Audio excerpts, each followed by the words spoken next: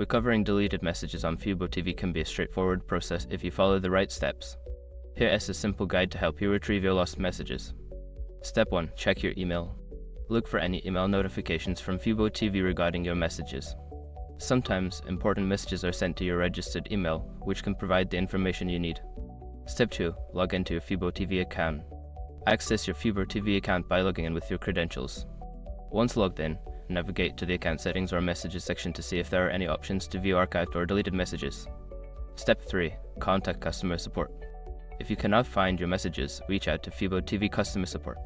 Provide them with details about the messages you are trying to recover, and they may assist you in retrieving them. Step 4. Check connected devices. If you use FuboTV on multiple devices, check each device for any cached messages.